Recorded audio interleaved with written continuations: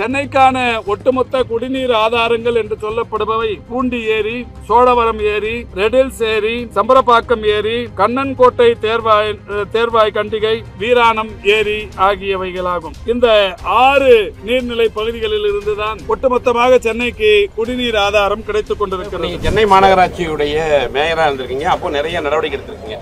ஆனா இந்த சாலைகள் அமைப்புல ஏன் இன்னுமே மெத்தனமா இருக்காங்கன்னு தெரியல. ஏன்னா ஹைவேஸ் டிபார்ட்மெண்ட் ஆகட்டும், இன்னைக்கு பாத்தீங்கன்னா மழை தண்ணியே ஒரு பக்கம் நீங்க கூடுமான வரைக்கும் வடிச்சிட்டீங்க. ஆனா அந்த ரோட்ல இருக்கிற அந்த டேமேஜ்னால அங்கங்க மழை தண்ணி நிக்குது. எந்த இடத்துல குழி இருக்குன்னு ஏன் நெடுஞ்சாலை தெரியும் சரியான முறையில் எது தரம் சரியில்லை. ஒரு துறை இன்னொரு துறையை போட்டு கொடுத்தலாம் எங்களை நீங்க செய்தி வாங்க முடியாது. இல்ல நான் சொல்லுறேன். இல்ல என்ன சொல்ல வரேன்னா கேக்குறேன். வேலை வேண்டுமா? ப்ளூ ஓஷன் இருக்கிறது. 10th 12th டிப்ளமோ டிகிரி படித்தவர்களுக்கு உணவு, தங்குமிடம், ESI, PF இன்சூரன்ஸ் உள்ளிட்ட சலுகைகளுடன் அனுபவத்திற்கேற்ற நல்ல சம்பளம் 15,000 முதல் 30,000 வரை. பெண்களுக்கு முன்னுரிமை. 2,000க்கும் மேற்பட்ட வேலை வாய்ப்புகள் உள்ளன. இப்போதே தொடர்பு கொள்ளுங்கள். Blue ocean. கடந்த வாரம் 16ஆம் தேதி வடகிழக்கு பருவமழை தொடங்கி இருக்கிறது. ஒவ்வொரு பருவமழைக்கு முன்னாலேயும் மாண்புமிகு தமிழ்நாட்டின் முதலமைச்சர் அவர்கள் அரசின் பல்வேறு சேவை துறைகளை ஒருங்கிணைத்து ஒவ்வொரு துறையும் எடுக்கப்பட வேண்டிய நடவடிக்கைகள் குறித்து ஆலோசனைகள் வழங்கி தொடர்ந்து ஒவ்வொரு ஆண்டும் பருவமழைக்கு முன்னால் எடுக்கப்பட வேண்டிய முன்னெச்சரிக்கை நடவடிக்கைகளை சிறப்பாக எடுத்து வருகிறார்கள். அதன் விளைவாகத்தான் பருவமழை காலங்களில் மிகப்பெரிய அளவிலான வெள்ள பாதிப்புகளோ நோய் பாதிப்புகளோ இல்லாத நிலை என்பது தமிழ்நாட்டில் தொடர்ந்து கொண்டிருக்கின்றது. மாண்புமிகு தமிழ்நாட்டின் முதலமைச்சர் அவர்கள் 16ஆம் தேதி வடகிழக்கு பருவமழை தொடங்குகிறது என்றவுடன் மக்கள் நல்வாழ்வுத்துறை, ஊரக உள்ளாட்சித்துறை, நகர்ப்புற உள்ளாட்சித்துறை ஆகிய நிர்வாகங்களை ஒருங்கிணைத்து ஒவ்வொரு ஆண்டும் பருவமழைக்கு முன்னால் முன்னெச்சரிக்கை நடவடிக்கை கூட்டங்களை நடத்த சொல்லி அறிவுறுத்தி, அந்த வகையில் கடந்த 15 நாட்களுக்கு முன்னால் ஒரு கூட்டம் நடத்தப்பட்டு அந்த கூட்டத்தில் மரியாதைக்குரிய நகராட்சி துறையின் அமைச்சர் அவர்களும் கலந்து கொள்ள 10க்கும் மேற்பட்ட துறைகளின் செயலாளர்கள், 15க்கும் மேற்பட்ட IAS அலுவலர்கள், தமிழ்நாட்டின் பல்வேறு அனைத்து மாவட்டங்களிலுமிருந்து மாவட்ட அளவிலான, மாநில அளவிலான அலுவலர்கள் என்று ஏறத்தாழ 1000 பேர் அளவுக்கு கலந்து கொண்ட ஒரு பெரிய கூட்டம் நடத்தப்பட்டு ஒவ்வொரு மாவட்டத்திலும் வடகிழக்கு பருவமழையை தொடர்ந்து எடுக்கப்பட வேண்டிய நடவடிக்கைகள் குறித்தான விளக்கங்கள் தந்து அதற்கான குறிப்புகள் எல்லாம் அவர்களிடத்தில் தந்து அனுப்பப்பட்டது. மாண்புமிகு தமிழ்நாட்டின் துணை முதலமைச்சர் அவர்கள் கடந்த 3 நாட்களாக சென்னையின் பல்வேறு பகுதிகளுக்கு நேரடியாக சென்று கடந்த 4.5 ஆண்டு காலமாக தமிழ்நாட்டில் குறிப்பாக சென்னை மாநகரில் செயல்படுத்தப்பட்டு கொண்டிருக்கின்ற மழைநீர் வடிகால் வாய்கள், குறிப்பாக நீர்வள ஆதாரத்துறை, பொதுப்பணித்துறை, நெடுஞ்சாலைத்துறை, பெருநகர சென்னை மாநகராட்சி என்று அனைத்து துறைகளின் சார்பிலும் எடுக்கப்பட்ட நடவடிக்கைகள் குறித்தான ஆய்வினை நேரடியாக சென்று கடந்த 3 நாட்களாக செய்து வருகிறார்கள். இந்த நிலையில்தான் நேற்றைக்கு மாண்புமிகு தமிழ்நாட்டின் துணை முதலமைச்சர் அவர்கள் தலைமையில் அண்ணா அறிவாலயத்தில் சென்னை, தாம்பரம், ஆவடி ஆகிய மாநகராட்சி பகுதிகளுக்குட்பட்ட மாநகராட்சி மன்ற உறுப்பினர்கள், மக்கள் பிரதிநிதிகள், அதேபோல் நம்முடைய அமைச்சர் பெருமக்கள் என்று பல்வேறு தரப்பினரும் கலந்து கொள்ளுகிற வகையிலான ஒரு கூட்டத்தை நடத்தி இந்த மழைக்காலத்தில் எப்படிப்பட்ட நடவடிக்கைகளில் உடன் இருக்க வேண்டும், ஈடுபட வேண்டும் என்றெல்லாம் அறிவுறுத்தி இருக்கிறார்கள். இந்த அரசு பொறுப்பேற்றதற்கு பிறகு சென்னையின் மிகப்பெரிய அளவிலான வெள்ள பாதிப்புகளை தடுப்பதற்கும் பெரிய அளவிலான பாதிப்புகளிலிருந்து சென்னையை காப்பதற்கும் ஏராளமான நடவடிக்கைகள் எடுக்கப்பட்டிருக்கிறது. சென்னைக்கான ஒட்டுமொத்த குடிநீர் ஆதாரங்கள் என்று சொல்லப்படுபவை பூண்டி ஏரி, சோழவரம் ஏரி, ரெடில்ஸ் ஏரி, சம்பரப்பாக்கம் ஏரி, கண்ணன்கோட்டை தேர்வாய் கண்டிகை, வீராணம் ஏரி ஆகியவைகளாகும். இந்த 6 நீர்நிலை பகுதிகளில் இருந்துதான் ஒட்டுமொத்தமாக சென்னைக்கு குடிநீர் ஆதாரம் கிடைத்துக் கொண்டிருக்கிறது. சென்னைக்கான ஒட்டுமொத்த குடிநீர் ஆதாரத்திற்கான இருப்பு என்று எடுத்துக்கொண்டால் 13,222 மில்லியன் கன அடி தண்ணீரை தேக்கி வைக்கும் அளவுக்கான அந்த வாய்ப்பு இந்த 6 நீர்நிலைகளின் மூலம் கிடைத்திருக்கிறது. ஆனால் தற்போது எவ்வளவு நீர் இருப்பு இருக்கிறது என்றால் 13,222 மில்லியன் கன அடியில் 10,028 மில்லியன் கன அடி நீர் தற்போது இருப்பு இருக்கிறது. அந்த வகையில் இன்றைக்கு அனைத்து நீர்நிலைகளும் நிரம்பும் தருவாயில் மகிழ்ச்சிகரமாக சென்னையின் குடிநீர் ஆதாரத்திற்கு ஒரு திருப்தி ஏற்படுகிற வகையிலான நிலை என்பது இருந்து கொண்டிருக்கிறது. குறிப்பாக இந்த அடையாறு செம்பரப்பாக்கம் ஏரி என்பது 25.51 சதுர கிலோமீட்டர் பரப்பிலான மிகப்பெரிய ஏரி ஆகும். அதனுடைய அந்த ஏரியின் நீர்மட்ட உயரம் என்பது 24 அடி. தற்போது எவ்வளவு அடிக்கு நீளத்திற்கு அந்த நீர்மட்டம் உயர்ந்திருக்கிறது என்றால் 21.27 மீட்டர் அளவுக்கு இன்றைக்கு நீர்மட்டம் உயர்ந்திருக்கிறது. 24 அடி நீர்மட்ட மொத்த உயரத்தில் 21 அடியை கடந்திருக்கிறது. அதனுடைய ஒட்டுமொத்த கொள்ளளவு 3645 மில்லியன் கன அடி ஆகும். இன்றைக்கு மாண்புமிகு தமிழ்நாட்டின் முதலமைச்சர் அவர்கள் தொடர்ந்து மழை பொழிந்து கொண்டிருக்கிற காரணத்தினாலும் அந்த செம்பரப்பாக்கம் ஏரியின் கேட்ச்மெண்ட் ஏரியா என்று சொல்லக்கூடிய நீர்பிடிப்பு பகுதிகளில் நீர் தொடர்ந்து அந்த ஏரிக்கு வந்து கொண்டிருக்கின்ற காரணத்தினாலேயும் படிப்படியாக செம்பரப்பாக்கம் ஏரியிலிருந்து நீர் திறப்பை அதிகாரிகளுக்கு உத்தரவிட்டு அந்த வகையில் செய்யப்பட்டு கொண்டிருக்கிறது. நேற்று காலை 100 கன அடி தண்ணி திறந்து வைக்கப்பட்டது. நேற்று மதியத்திற்கு பிறகு அது 500 கன அடியாக உயர்த்தப்பட்டது. இன்று காலை அது 750 கன அடி தண்ணீர் இன்றைக்கு செம்பரப்பாக்கத்திலிருந்து உபரி நீராக திறந்து விடப்பட்டிருக்கிறது. இந்த 750 கன அடி தண்ணீர் செம்பரப்பாக்கத்திலிருந்து கடலில் வந்து கலக்கிற போது இங்கே எவ்வளவு கன அடி தண்ணீர் வருகிறது என்றால் 5300 கன அடி தண்ணீர் இப்போது கடலில் கலக்கிறது. 750 செம்பரப்பாக்கத்திலிருந்து திறந்து விடப்பட்டு செம்பரப்பாக்கத்திலிருந்து அடையாறு முகத்துவாரத்திற்கு வருகிற வழியில் எங்கே எல்லாம் இந்த சிறிய சிறிய நீர்நிலைகள் எல்லாம் இதில் இணைந்து பல்வேறு நீரோடைகள் இதில் இணைந்து கடலுக்கு வருகிற போது 5300 கன அடியாக வந்து கொண்டிருக்கிறது. இந்த அடையாற்றை பொறுத்தவரை ஏற்கனவே இந்த அரசு பொறுப்பேற்பதற்கு முன்னால் ஒரு 25,000 கன அடி தண்ணீரை மட்டுமே தாங்கி வரும். இந்த 25,000 கன அடியை தாண்டி அதிக அளவிலான வெள்ளப்பெருக்கு வந்தால் அடையாற்றின் ஓரம் இருக்கிற குடியிருப்பு பகுதிகளுக்குள் நீர் புகுந்து பாதிப்பை ஏற்படுத்தும். மாண்புமிகு தமிழ்நாட்டின் முதலமைச்சர் அவர்கள் அடையாறு செம்பரப்பாக்கம் ஏரிக்குள் நுழைகிற பகுதியில் பல்வேறு வகைகளில் நில ஆர்ஜிதம் செய்து அங்கே ஆழப்படுத்தி அகலப்படுத்தி இருக்கிறார்கள். அதோடு மட்டுமல்லாது அடையாற்றில் எங்கே எல்லாம் குறுகலான பகுதிகள் இருக்கிறதோ அந்த பகுதிகள் எல்லாம் அகலப்படுத்தப்பட்டு ஆழப்படுத்தப்பட்டு தூர்வாரப்பட்டிருக்கிறது. இப்படி செய்திருக்கிற காரணத்தினால் தற்போது இந்த அடையாற்றில் ஒரே நேரத்தில் 40,000 கன அடி தண்ணீர் வந்தால் கூட குடியிருப்புகளை பாதிக்காது என்கின்ற நிலை இன்றைக்கு இந்த அரசால் மாண்புமிகு முதல்வர் அவர்களால் ஏற்படுத்தப்பட்டிருக்கிறது. எனவே 750 கன அடி தண்ணீர் வருகிறது.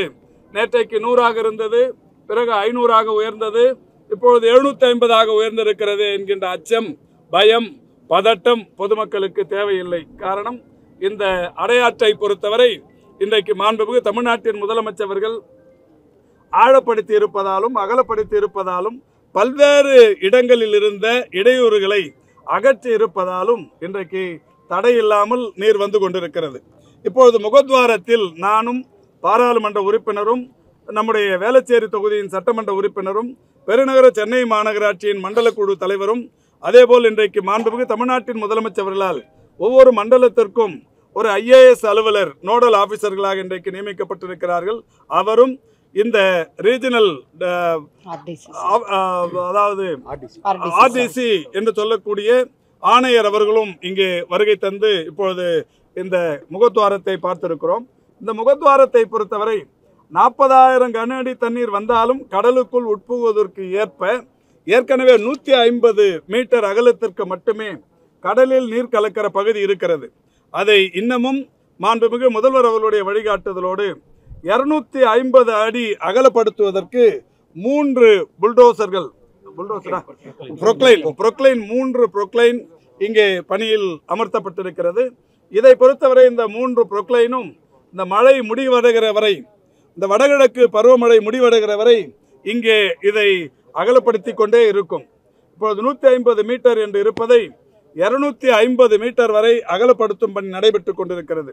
எனவே இந்த மழை என்பது இப்பொழுதுதான் தொடங்கி இருக்கிறது. 16ஆம் தேதி தொடங்கிய மழை 17லிருந்து நேற்று வரை சென்னையில் பெய்திருக்கிற சராசரி மழையின் அளவு 16.93 சென்டிமீட்டர்.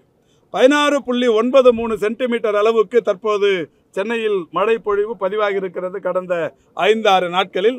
என்றாலும் இன்றைக்கு சென்னை மாநகரை பொறுத்தவரை 22 சுரங்கப்பாதைகள் இருக்கிறது. ஒரு சுரங்கப்பாதை கூட மழை நீரால் பாதிக்கப்பட்டு மழைநீர் சூழ்ந்து போக்குவரத்திற்கு இடையூறு ஏற்படுத்தவில்லை. எல்லா போக்குவரத்தும் சகஜ நிலையில் இருந்து கொண்டிருக்கிறது. மிகப்பெரிய அளவில் கடந்த ஆட்சி காலங்களில் ஒரு 4-5 சென்டிமீட்டர் அளவுக்கு மழை பொழிந்தாலே நாள் கணக்கில் வார கணக்கில் கூட பல்வேறு தெருக்களில் தண்ணீர் தேங்கி நிற்கும். 16.93 சென்டிமீட்டர் அளவுக்கான மழை ஒரு 5-6 நாட்களில் பெய்திருக்கிற சூழலிலும் ஒரு இடத்திலும் கூட மழைநீர் சூழ்ந்து மக்களை பாதிப்புக்குள்ளாக்கவில்லை. எந்த சுரங்கப்பாதையும் போக்குவரத்திற்கு இடையூறாகவும் இல்லை. இந்த நிலையில் இந்த முகத்வாரத்தை மாண்புமிகு தமிழ்நாட்டின் முதலமைச்சருடைய வழிகாட்டுதலோடு இன்றைக்கு சீர்படுத்தும் பணி நடைபெற்றுக் கொண்டிருக்கிறது. இது ஏதோ இன்றைக்கு மட்டுமே நடைபெற்றுக் கொண்டிருக்கிற பணியாக இல்லை. தொடர்ந்து இந்த 4.5 ஆண்டு காலமாக இந்த ஒவ்வொரு பருவமழைக்கு முன்னாலேயும் இந்த மணலை சீர்படுத்தி கொண்டிருக்கிறார்கள். இந்த இடத்தை பார்த்தால் தெரியும். இது அடையாறு முகத்வாரத்தில் இருக்கிற புரோக்கன் பிரிட்ஜ் என்று சொல்லப்படுகிற இந்த இடம். இங்கே இப்பொழுது மிகப்பெரிய மலை, அதாவது மணல் மலைகள் இருந்து கொண்டிருக்கிறது. இந்த மலைகள் எல்லாம் இந்த வழியை, அந்த நீர்ப்பாதையை அகலப்படுத்துவதற்காக எடுக்கப்பட்ட அந்த மணல் தான். தற்பொழுதும் கூட இந்த மணல் எல்லாம் எடுத்து போட்டதன் விளைவு ஒரு 4 லட்சம் கன அடி மணல் எடுத்து போட்டதன் விளைவு சீனிவாசபுரம் பாதுகாக்கப்பட்டிருக்கிறது. சீனிவாசபுரத்தை ஒட்டி அந்த மணல் இன்றைக்கு கொட்டியிருக்கிறார்கள்.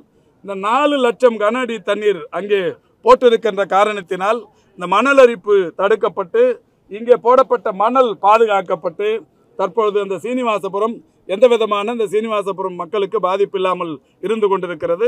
எனவே மாண்புமிகு தமிழ்நாட்டின் முதலமைச்சருடைய வழிகாட்டுதலோடு இன்றைக்கு அனைத்து துறைகளும் மிக சிறப்பாக செயல்பட்டு குடியிருப்புகளுக்குள் நீர் புகாத வண்ணமும் இந்த அடையாற்றின் நீர் வெகு வேகமாக பெருக்கெடுத்து கடலில் கலப்பதற்குரிய வகையிலேயும் நடவடிக்கை எடுக்கப்பட்டிருக்கிறது. நீங்களும் கூட கேட்கலாம், ஒரு சில நேரங்களில் புயல் பாதிப்பு வருகிற போது இந்த முகத்வாரத்தில் தண்ணீர், அதாவது கடல் உள்வாங்குவதில்லை, இந்த நீரை உள்வாங்குவதில்லை என்று கேட்கலாம். அது இயற்கை காரணம். கடல் கொந்தளித்து 1 மீட்டர் 1.5 மீட்டர் அளவுக்கு கடல் கொந்தளிப்போடு இருக்கிற சூழலில் இது போன்ற ஆறுகளில் இருந்து உட்புகிற நீர் கடலை எதிர்த்து உள்ளே போக முடியாது. அந்த நேரத்தில் தடைப்படும். அப்படி தடைப்படுகிற போதுதான் இந்த அடையாற்றின் அந்த நீர் பெருக்கம் அதிகரித்து அடையாற்றின் ஓரம் இருக்கிற குடியிருப்பு பகுதிகளுக்கு நீர் புகும். இது சூறாவளி புயல் போன்ற மிகப்பெரிய பாதிப்புகள் ஏற்படுகிற போது, கடல் சீற்றம் ஏற்படுகிற போது மட்டுமே நடைபெறுகிற ஒரு நிகழ்வு. இப்பொழுதெல்லாம் மிக சாதாரணமாக இப்பொழுது 5300 கன அடி தண்ணீர் 5300 கன அடி தண்ணீர் வேகமாக சென்று கொண்டிருப்பதை பார்க்கிறீர்கள். இன்னமும் 10,000 15,000 என்று சம்பரப்பாக்கத்தில் திறந்து விட்டாலும் எந்த விதமான குடியிருப்புகளுக்கும் பாதிப்பு இல்லாமல் கடலில் நீர் போய் சேர்கிற வகையில் இந்த அரசு நடவடிக்கை எடுத்திருக்கிறது.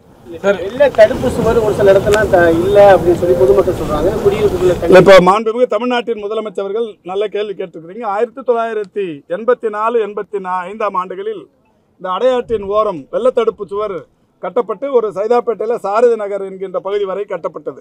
அதுக்கப்புறம் இல்லை. அந்த அடையாற்று அப்போது கட்டப்பட்ட இந்த 84 கட்டப்பட்ட சுவர் என்பது இப்போ கொஞ்சம் கொஞ்சமாக போயிருச்சு. நேற்றுக்கு கூட சாரதி நகரில் மணி தெரு என்கின்ற பகுதியில் அந்த சுவர் கொலாப்ஸ் ஆயிடுச்சு. உடனடியாக பொதுப்பணித்துறையின் அதிகாரிகள் விரைந்து வந்து இன்னைக்கு மணல் மூட்டைகளை காலை வரைக்கும் 1500 மூட்டைகளை அடுக்கி அதை மேடுபடுத்தியிருக்கிறாங்க. இன்னும் ஒரு 1000 மூட்டை அங்கே அடுக்க போகிறாங்க. இதுக்கு தான் மாண்புமிகு தமிழ்நாட்டின் முதலமைச்சர்கள் இந்த அடையாற்றை சீர்படுத்தும் நோக்கத்திற்காக 1500 கோடி ரூபாய் செலவில் ஒரு மிகப்பெரிய திட்டத்தை வகுத்து இப்போ இன்னைக்கு அது டெண்டர்லாம் விட்டு ரெடி பண்ணியிருக்கிறாங்க. அடையாற்றிலிருந்து சைதாப்பேட்டை வரை இந்த அடையாற்றின் இருமருங்கிலும் கரைகள் எழுப்பி இதை பலப்படுத்தி ஒரு சுற்றுலா மையமாகவே ஆக்குகிற வகையிலான இது.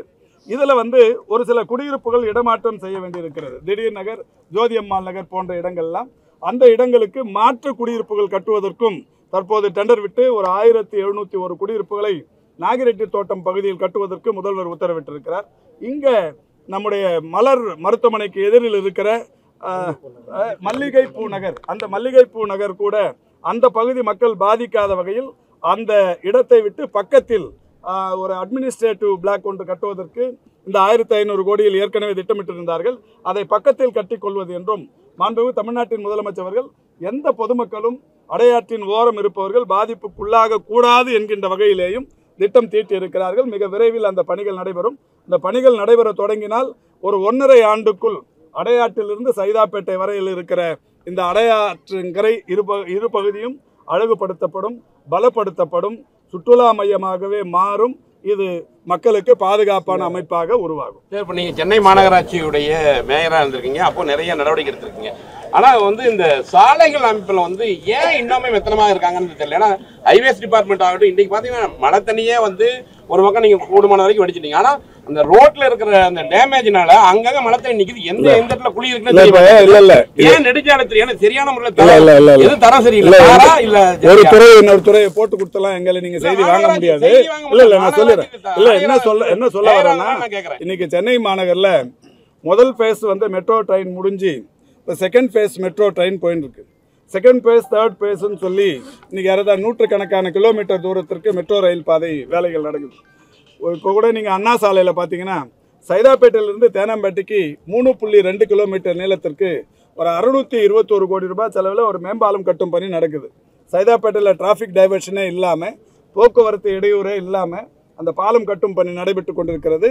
ஒரு ஜனவரிக்குள்ளே தரப்புன்னு சொல்லி நம்முடைய பொதுப்பணித்துறை அமைச்சர் சொல்லியிருக்கிறார். அதே மாதிரி இப்போ இங்கே நம்ம மத்திய கைலாஷாண்ட ஒரு பெரிய பாலம் பணிகள் நடைபெற்று கொண்டிருக்கிறது. இந்த பாலப்பணிகள் மட்டும்தான் சொல்கிறேன். இப்போ வேளச்சேரியில் ஹால்டாலிருந்து குருநானக் வரைக்கும் ஒரு 3 கிலோமீட்டர் நீளத்திற்கு மிக விரைவில் பாலம் தொடங்க போகுது. இப்போ ஏற்கனவே ஒரு 15 நாட்களுக்கு முன்னால் மாண்புமிகு முதல்வர் அவர்கள் உஸ்மான் சாலையில் 2 கிலோமீட்டர் தூரத்திற்கான ஒரு மிக நீண்ட பாலத்தை திறந்து வைத்தார்கள். அண்ணா சாலையில் கட்டப்பட்டு கொண்டிருக்கிற அந்த மேம்பாலத்தை பொறுத்த வரைக்கும் இந்தியாவிலே ஒரு சாதனை பாலம். என்னன்னா, இந்தியாவில் வேறு எந்த மாநகர பகுதியிலும் தரைக்கு அடியில் மெட்ரோவும் தலைக்கு மேலே மேம்பாலமும் எங்கேயும் இல்லை, சென்னையில் தான் வந்திருக்கு. அதே மாதிரி கத்திபாராவுக்கு போனீங்கன்னா தரை போக்குவரத்து, அதுக்கு மேலே மேம்பால போக்குவரத்து, அதுக்கு மேலே மெட்ரோ போக்குவரத்து, அதுக்கு மேலே இன்னொரு லேயர் மெட்ரோ போக்குவரத்து. அதை பொறுத்த வரைக்கும் 160 அடிக்கு மேலே ஒரு மேம்பாலம் அமைக்கும் பணி நடைபெற்று கொண்டிருக்கிறது. உலகத்திலேயே எங்கேயும் இல்லை. இதெல்லாம் நடக்கிறப்ப ரோடு வந்து அங்கங்கே கொஞ்சம் டேமேஜ் ஆக தான் செய்யும். ரெஸ்டோர் பண்ணுறதுக்கு கொஞ்சம் முடிஞ்சாதான் வேலை செய்ய முடியும்.